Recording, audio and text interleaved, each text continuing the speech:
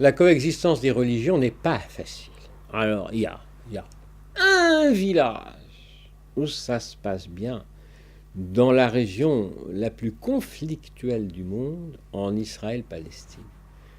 Ce village, il s'appelle Neve Shalom, oasis de paix. Il a été fondé il y a une quarantaine d'années, et dans ce village, il y a des juifs, des chrétiens et des musulmans. Et ça se passe bien. Ça se passe bien, au moins pour les enfants. Les adolescents, ça se passe encore bien, mais bon, si on est amoureux d'une juive quand on est musulman, c'est pas si facile. Pour les adultes, ça devient un petit peu plus difficile encore, parce que se marier avec quelqu'un d'une autre religion, ça pose une question. Dans quelle religion seront élevés les enfants? Mais globalement, en Neve Shalom, il y a une paix religieuse entre des religions qui parfois se font la guerre ailleurs.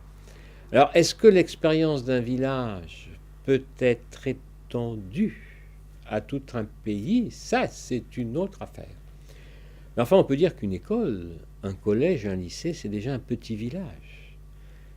Et à cette échelle-là, oui, on peut bien s'entendre entre élèves, entre enseignants aussi, issus de diverses traditions. Je crois que c'est plus facile à petite échelle qu'à grande échelle, parce qu'on se connaît mieux, donc on connaît les qualités et les limites de chacun et de chacune, et on apprend à faire avec.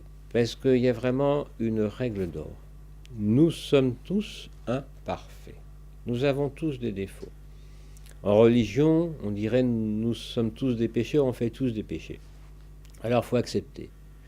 Il faut accepter les défauts de l'autre, et il faut accepter ses propres défauts. Alors il y a une phrase dans l'Évangile qui dit « Certains, ils voient la paille dans l'œil de l'autre, mais pas la poutre dans leur œil. » C'est-à-dire ils voient le petit défaut chez l'autre, mais ils ne voient pas le gros défaut chez eux. Alors si on accepte que chacun a ses défauts, les autres et puis soi-même, je crois qu'on peut apprendre à vivre ensemble.